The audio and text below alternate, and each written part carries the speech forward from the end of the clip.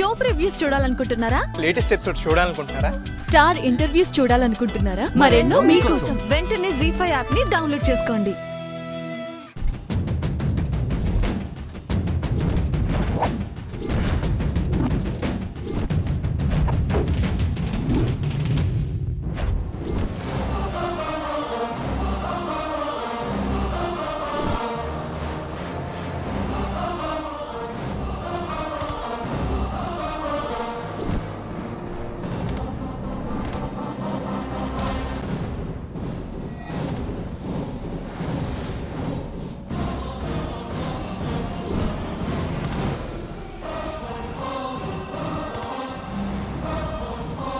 అనవసరంగా అపార్థం చేసుకుని ఆవేశపడుతున్నావు సరియు.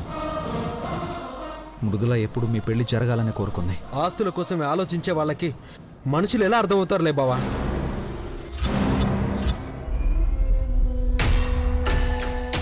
అయినా మృదులను అంటావేంటి? నాకు బుద్ధి లేదా, ఆలోచన లేదా?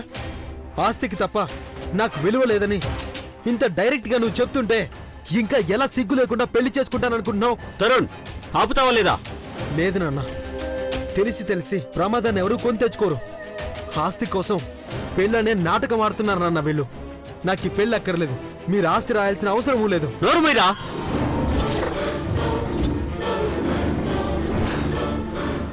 ఆస్తి గురించి ఇంకొక మాట మాట్లాడితే పళ్ళు రాలగొడతానేమనుకున్నావో? నా చెల్లెలికి మాటిచ్చాను ఆస్తి రాసిస్తానని. ఆ మాట నేను తప్పలేను నాన్న. నిజంగా మమ్మల్ని బయటికి గెంటేసి మేము రోడ్డు మీద అడుగుతున్నా పర్వాలేదు. నా నిర్ణయంలో మాత్రం ఏ మార్పు ఉండదు. మీ ఇద్దరి పెళ్ళిళ్ళు జరిగి తీరాల్సిందే. బాగుంది నాన్న, మిమ్మల్ని రోడ్డున పడేసి మేం మాత్రం హాయిగా ఎలా ఉండగలం అనుకుంటున్నారు? ఇలాంటి పెళ్లి చేసుకోవడం కంటే చావడం మంచిది. తరుణ్,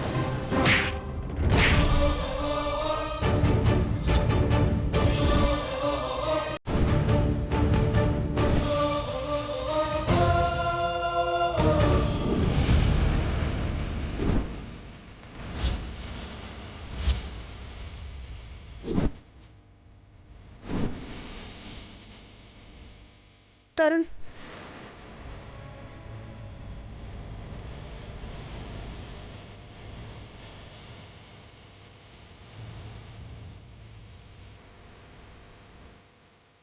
ఏంటండి ఇది?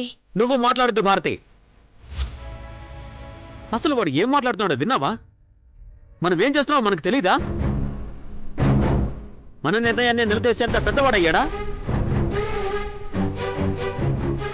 ఎవరికి ఇష్టం వచ్చినట్టు వాళ్ళు మాట్లాడడం, ఎవరికి తోచిన నిర్ణయాలు వాళ్ళు తీసుకోవడం ఇంట్లో అందరికీ బాగా అలవాటైపోయింది.